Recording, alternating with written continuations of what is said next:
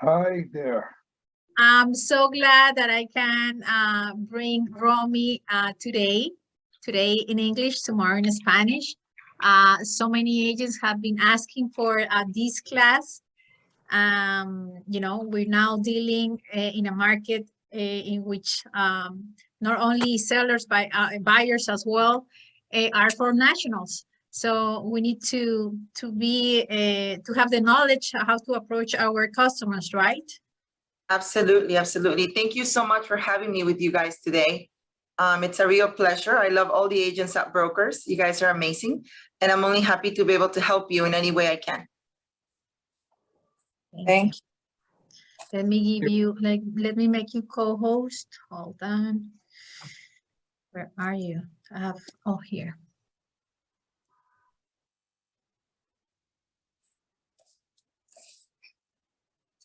There you go. Thank you, Leo. Great to see you too. So you let me know when you want me to get started. If you want to wait a couple minutes to see if more people join in, that's fine with me too. Awesome, thank you. No 8 problem. more agents.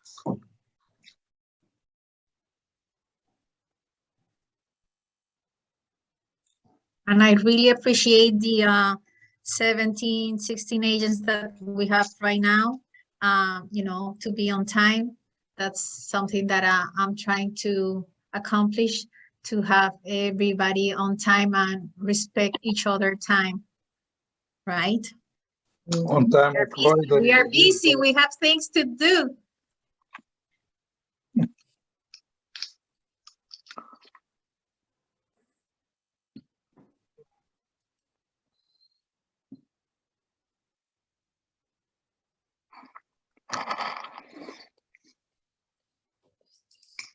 I'm sorry, can I say something?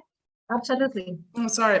The way to get everybody on time is to actually start the meeting on time. Next time they'll know. So you should respect the ones that are here on time, and we should start. You're totally right. You're totally right. And for that reason, let's start right now. Yeah. How that sounds.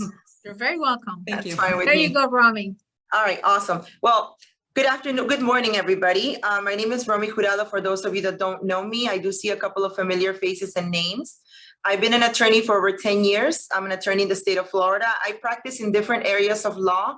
And in my firm, we encompass different areas of law as well. But the one thing we have in common is that we deal with foreigners in every aspect of the legal field that we deal, whether it's litigation, real estate, probate, immigration. It's always foreigners. We have a huge market, especially right now. The market is booming and foreigners are coming here with their money. One of the issues that you guys might face a lot, and I get a lot of questions of, is Firpta, this special tax that is levied on foreigners.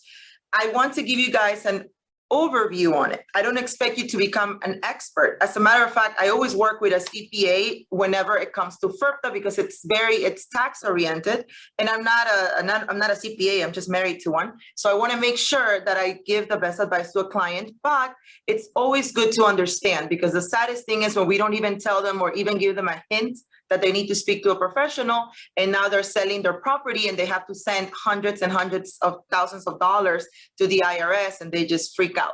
So with that said, let me see if I'm able to share my screen. I have a little presentation. And I like to make my presentations interactive, so by all means, feel free to ask questions. We're a small setting, so I will try to answer all of your questions.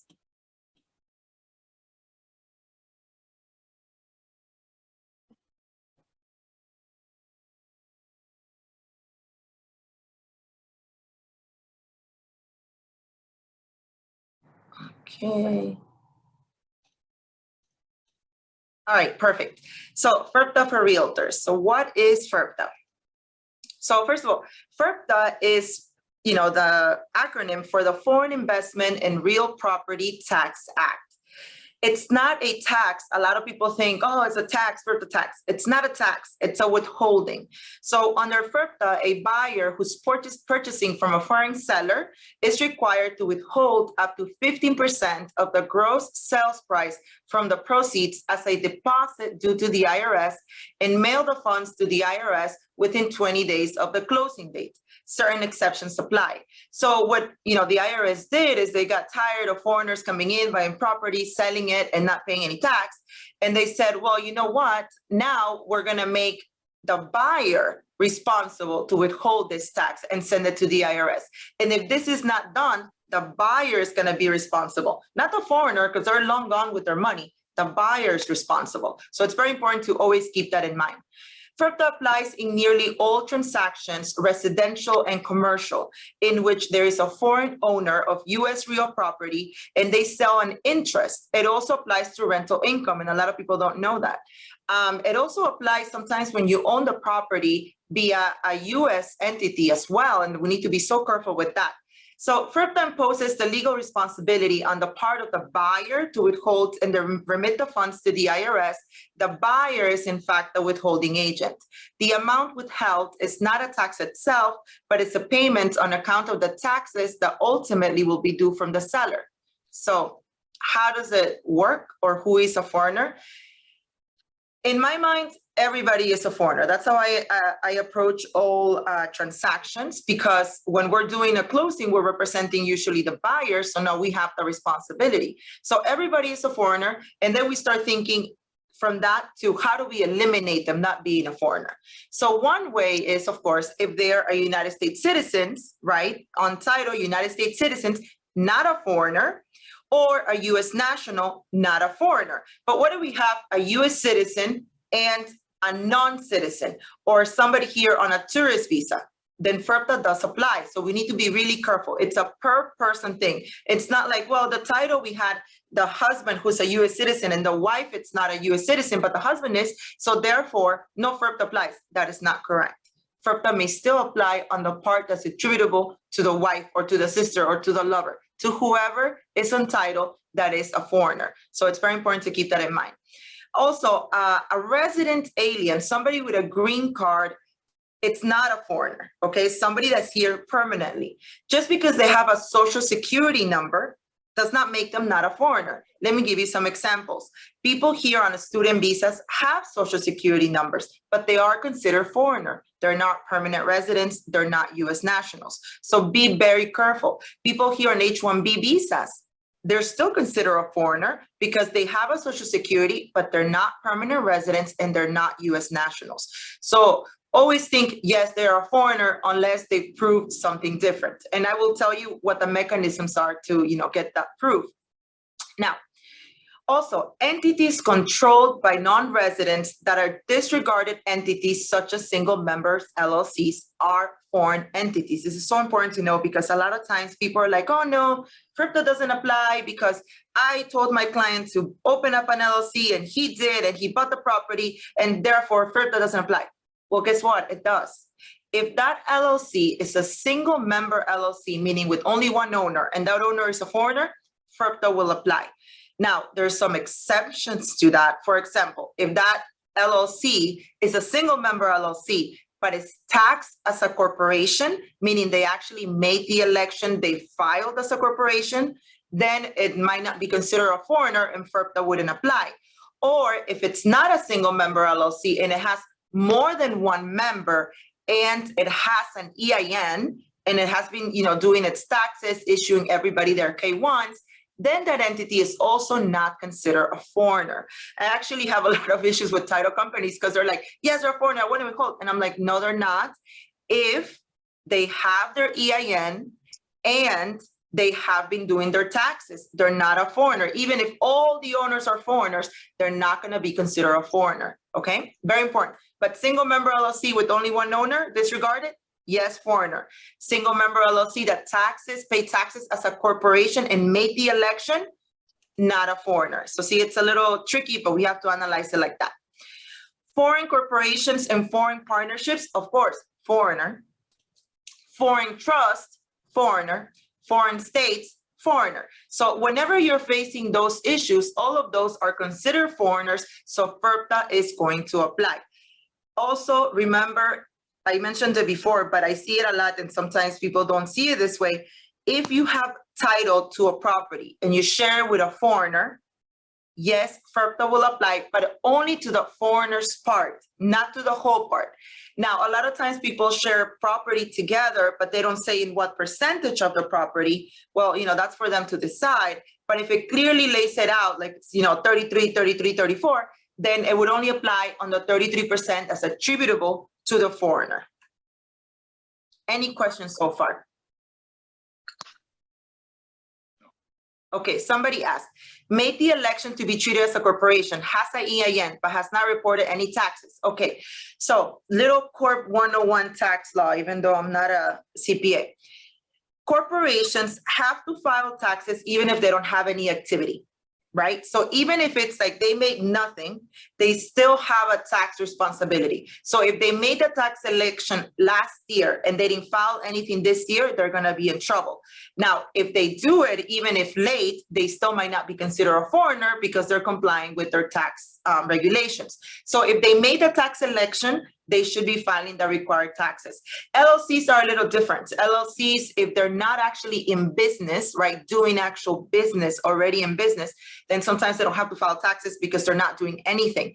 But corporations, they do, okay? So if you have a single member LLC that elected to be treated as a corporation, has an EIN, they need to file their respective taxes, even if they didn't pay anything or do anything, and then they shouldn't be treated as a foreigner because they're complying with the tax laws and they have elected to be treated as a corporation.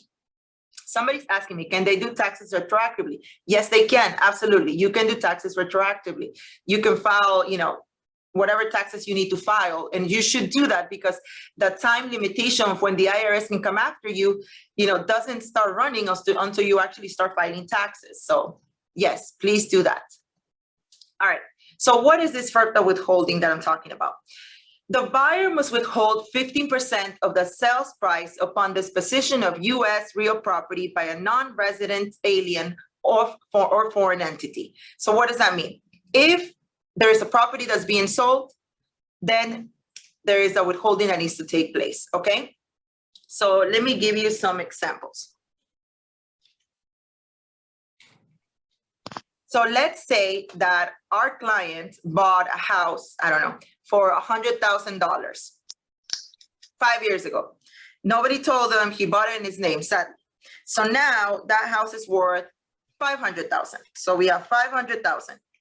He wants to sell it, $500,000. We have to withhold 15%. That is $75,000. $75,000 needs to be sent to the IRS. That's it. If he's a foreigner, that's what needs to happen. Now, there is some exemptions of how they can file a tax return and get that money back eventually, depending on their tax liability. Also, the withholding is reduced if, for example, the person that's going to buy it is going to reside there or their family is going to reside there. And I'm going to talk about that in a minute. And there's some other exemptions, but here in the one in the video here, on $1 million sale, the withholding would be $150,000. That's a lot of money, especially for somebody that maybe bought it for $900,000, is selling it for $1 million, and now you're telling them, hey, that profit that you thought you were going to make, you're not going to make it anymore. You actually have to send $150,000 to the IRS. So we always want to make sure that they are, advised correctly so they can plan. There is tax evasion is a crime. You cannot, escape from paying taxes. But tax planning, it's not. You could always plan your taxes, especially for foreigners.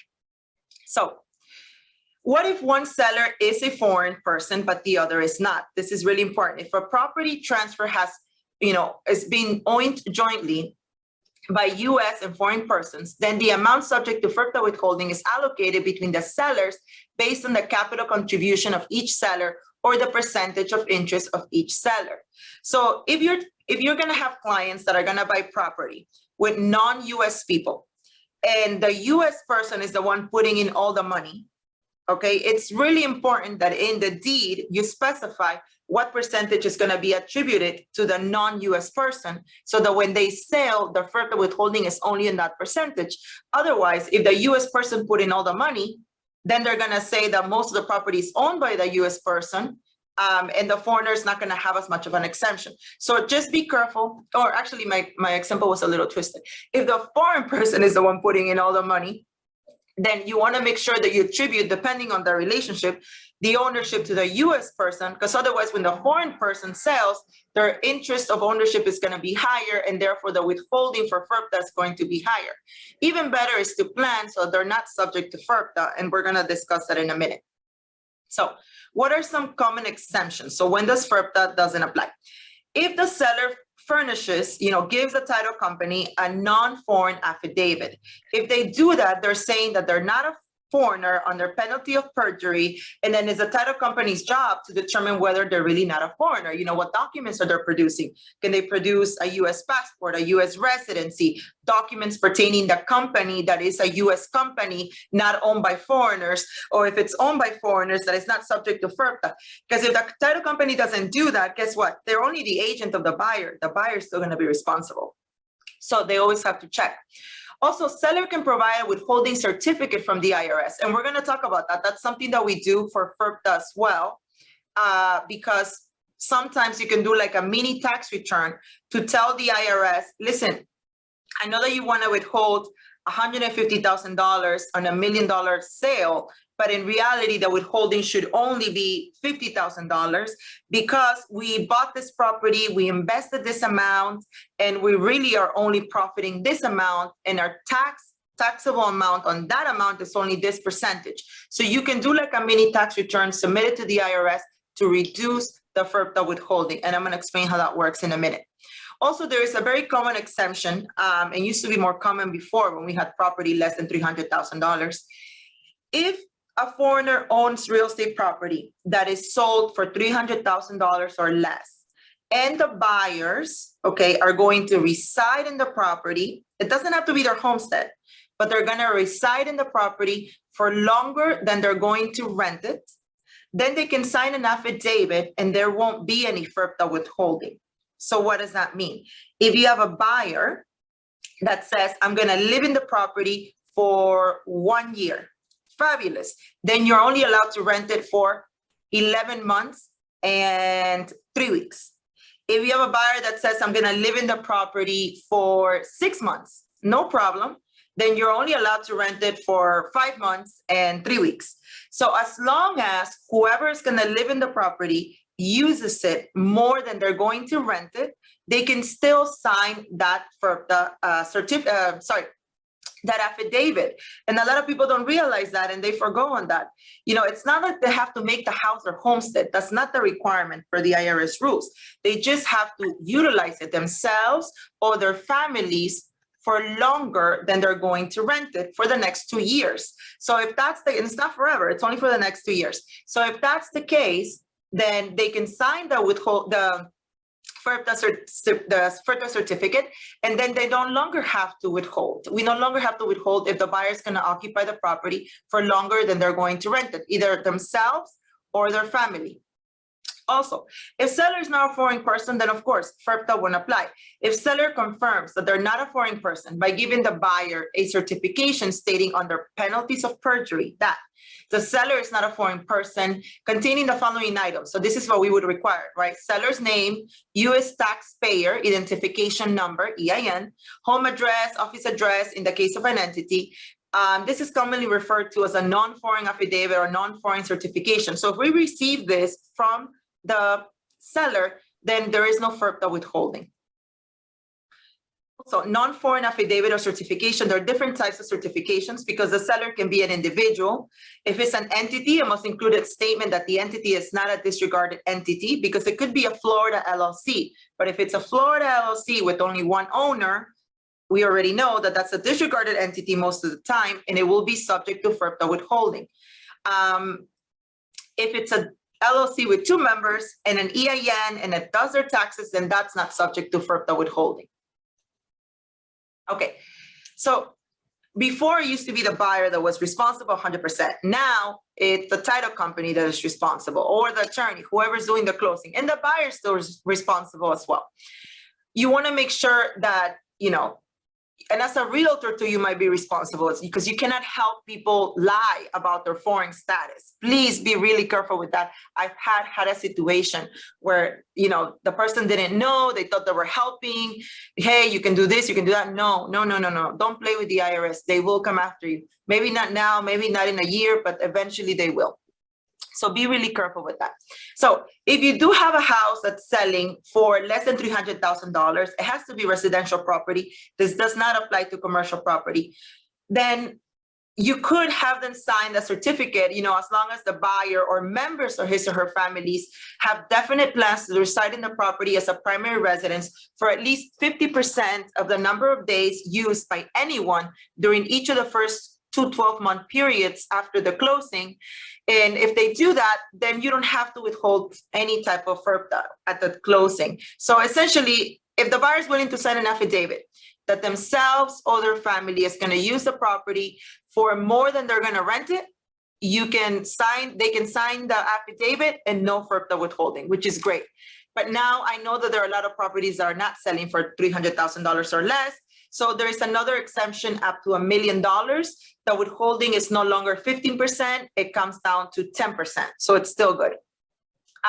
There's also some other exemptions that I want to discuss. If we can show that the amount the seller realizes on the transfer is zero, then Firpta should not apply. If the property is acquired by the United States or possession, a political subdivision thereof, or the District of Columbia, then Firpta should not apply. If the seller gives you written notice that no recognition of any gain or loss on the transfer is required because of a non-recognition provision in the Internal Revenue Code or a provision in the U.S. tax treaty, they must file a copy of the notice by the 20th day after the date of transfer with the Internal Revenue Code Service Center. I have never seen that. Or if you receive a withholding certificate from the Internal Revenue Services that excuses the withholding. Let's talk about the withholding certificate. We do this a lot, okay? So let me explain to you a little bit how it works. So this is a certificate by the IRS stating that the adjusted amount to be withheld from the disposition of the U.S. property. So what is it that we really need to withhold? The buyer, buyer's agent, or the seller may request a withholding certificate. It doesn't necessarily have to be the buyer. It could be the seller, of course, because they have the information. They know what they bought the property for and what they invested in the property. The IRS will generally act on this request within 90 days. That was before COVID. Now it's taking longer. After they receive complete application, including the individual taxpayer's identification number of all the parties to the transaction. This may be an issue of sellers who have not applied for an ITIN. We usually do it right there and then.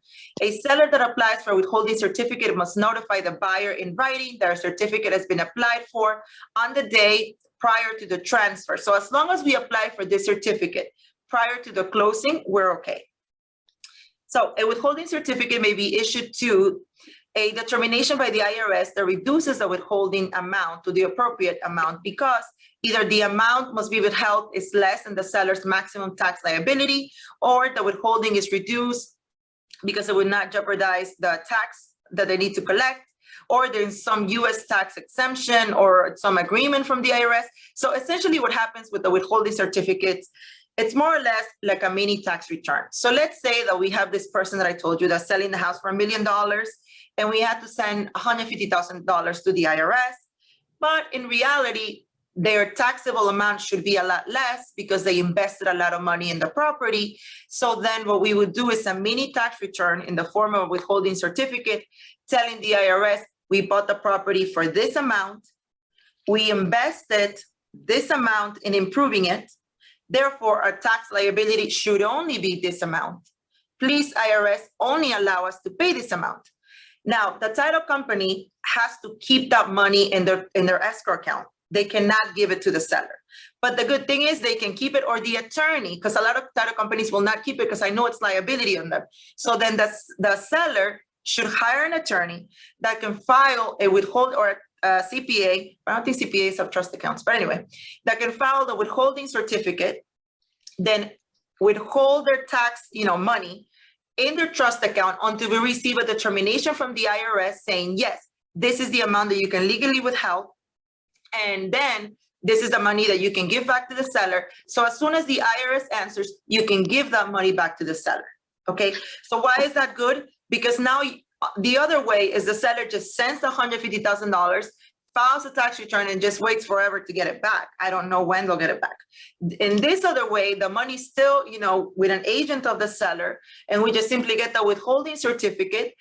to tell us what we really need to send to the IRS and what we can give back to the seller. The withholding certificate, it only works when you actually have invested in the property. Because otherwise, you're just going to spend money to do a withholding certificate, and your tax liability, it's still going to be 15%. You know, people get scared of Firpta because it says 50% of the selling price. Yes, but remember, we pay taxes too as US people. We pay 15, 20, 25%. So it's just the fact that it's in the wholesale price. So what you do with the withholding certificate is you reduce it to the actual proceeds. And then depending on amount of money that you invested on the property to improve it, you might decrease that a little more. So it's good to do a withholding certificate. It's even better to plan not to be subject to Firpta. But what happens if no exemption applies? Well, buyer must withhold 10% or 15% of the purchase price, transmit it to the IRS. All of this needs to be done. They're going to have to get ITINs, right? So even if the sellers don't want to do any withholding certificate or anything, they still have to get ITINs. That's very important. What is an ITIN? It's an individual taxpayer identification number used for sellers who do not qualify for a social security number. You could apply for one using the form W-7. It's important to apply in advance of closing. That way, when you do your tax return or your clients, they're able to see some of that money back. All right, let's see. I have some questions here. Who provides the affidavit? The buyer provides the affidavit that they're going to occupy the property, or a member of their family is going to occupy the property for longer than they're going to rent it. So that way, for the next 2 years, so that way they are not going to be subject to Firpta. Okay, somebody else says, I have one for sale now for $330,000. Buyer will be residing in the property. Okay, so they can still do the affidavit, and we can reduce it to 10%. Instead of 15%. And depending on how much they bought the property for and they're selling it for, they may be able to do a withholding certificate. So something to think about. All right, so how does it work with the 1031 exchange? Okay, that's a little tricky exemption. Let me see if I have a slide on that. Yes, I do. I will explain that now. Okay, let's talk about that.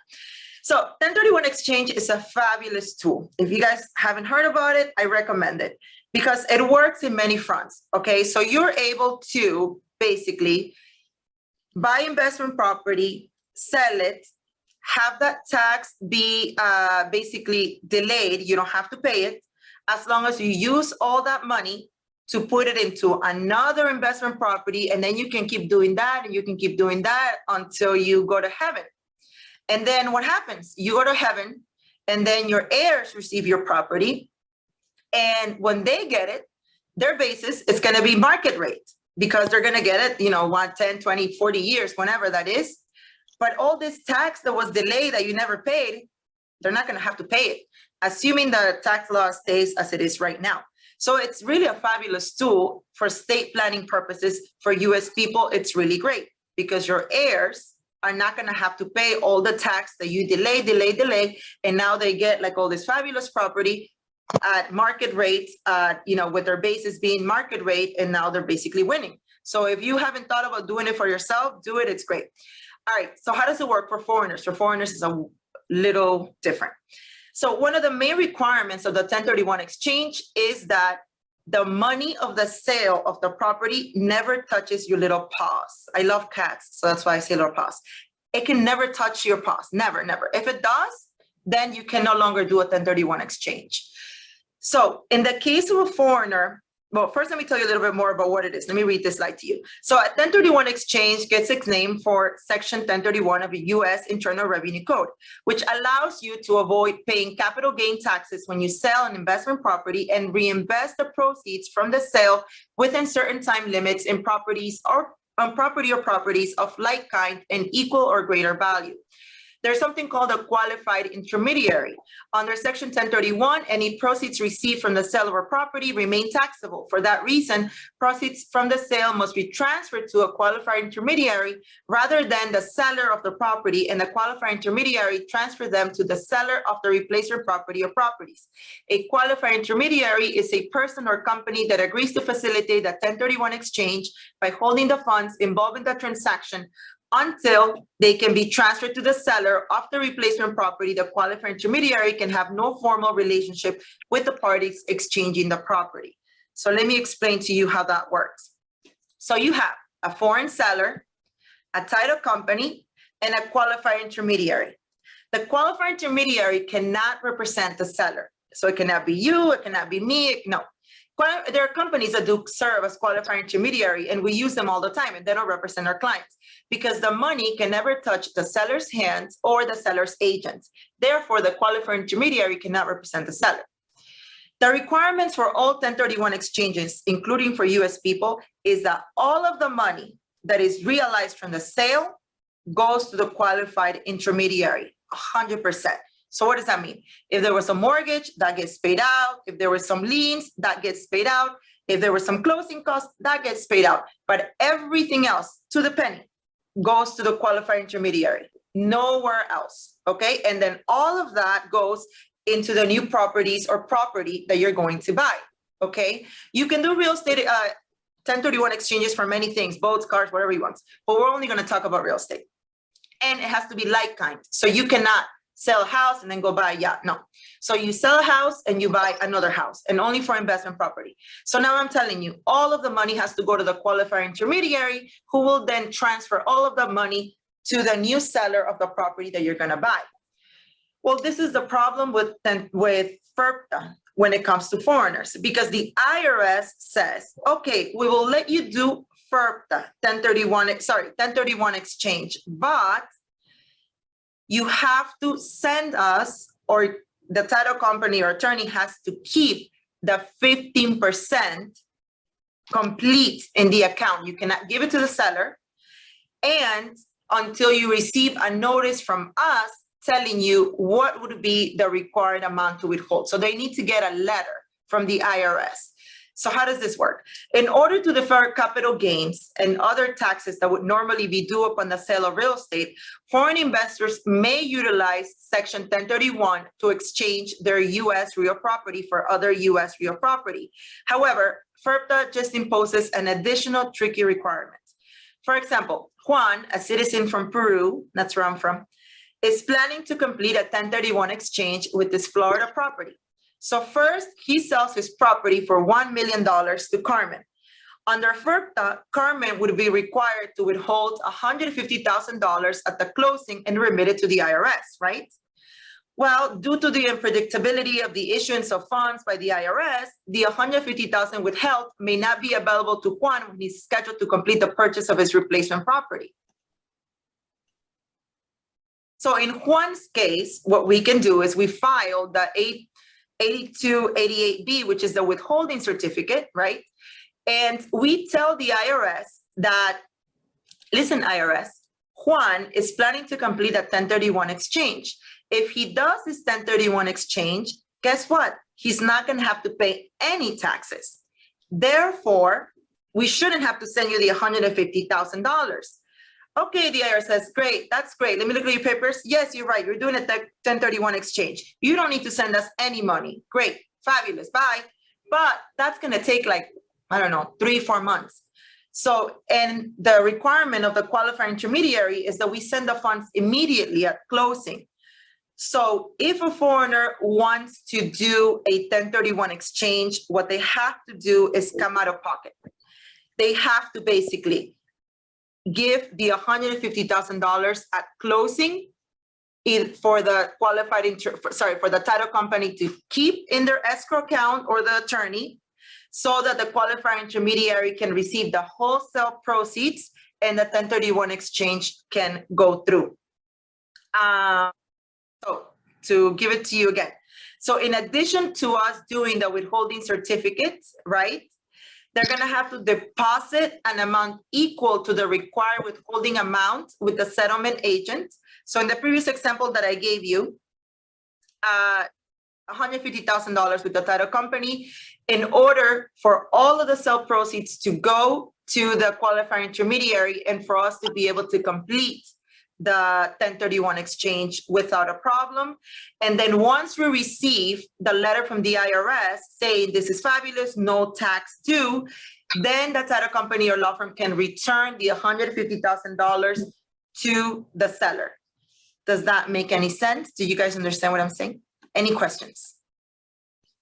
Okay. That's the most tricky part about the 1031 exchange, but it's actually, if you do it, clients, even foreigners, are able to just buy, and not have to pay any tax that is withheld. All right, so now I'm open to questions. Any questions that you guys have? And I don't mind if you guys unmute yourselves and talk, or you want to just put in the chat, whatever works. I have a question. You mentioned the Firpta withholding is 10 or 15%. Who makes that determination, whether it's 10 or 15%? So it's going to be 15%, but if you're able to sell for over $1 million, up to $1 million, and the person that lives there, it's going to sign the affidavit, then it goes down to 10%. The person that buys would have to say that they're either going to live there for longer than they're going to rent it for the next 2 years, or their family. So you said up to $1 million or $1 million and over 10%? Up to $1 million. So from 300,000 to $1 million, you can withhold 10% if they sign an affidavit. Okay.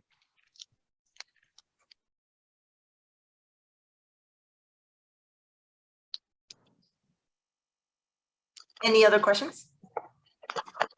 Yeah, I got a question. How about if the price of the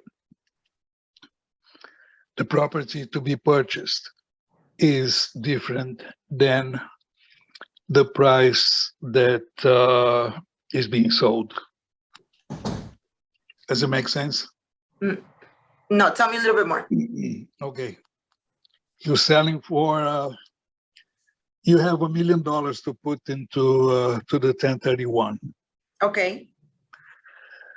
But the price that you are purchasing is lower than 1 million. It has to be more for the 1031 to work. The properties have to be more, the same, or more. Okay, if it's more, you have to you have to pay taxes on a difference. Well, you don't pay taxes, but you're putting in more money. I see. Okay, thank you. No problem.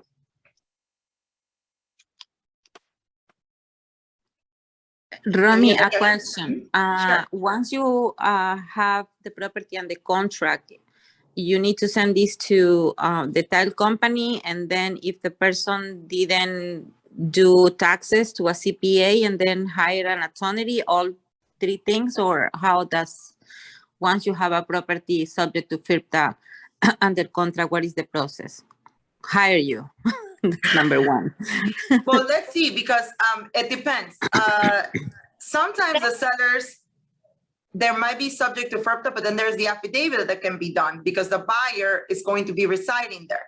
So then you don't need me, because you can just do the affidavit and then they don't need to be subject to withholding. Sometimes the sellers already have a CPA that they're working with that may do the withholding certificate for them.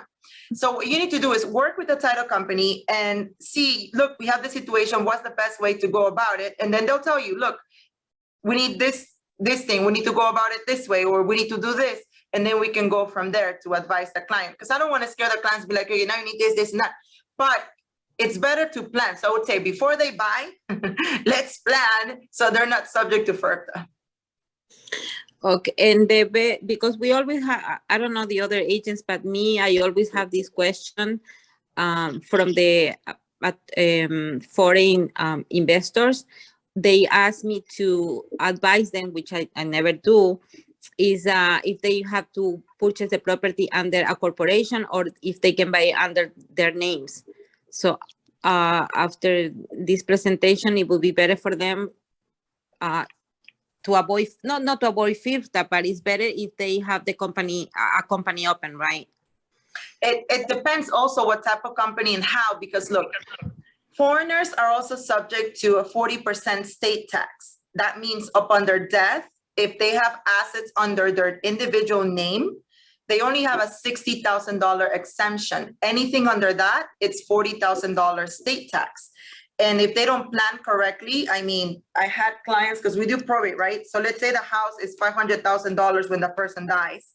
So they have a $60,000 exemption, so minus $60,000. So now we have 440,000 subject to 40%. $176,000 of state tax for the heirs receiving a property that's worth $500,000. That's a lot of money, and they're gonna be subject to that if they don't properly plan. So I always advise foreigners to not just think about the Firpta, but also think about the state tax. That's something to consider. I have some clients that don't want to open up a bunch of companies, so what they end up doing is buying life insurance because they're like, okay, when I die, my kids will be the heirs and they can use the life insurance to pay for the state tax. Okay. We as US people have like 5 million, 11 million exemption, but foreigners don't have that. Okay, thanks. No problem. All right, I don't think I have any more questions. So anyways, guys, thank you so much for being here with me today. I really appreciate it. I hope we get to work together soon.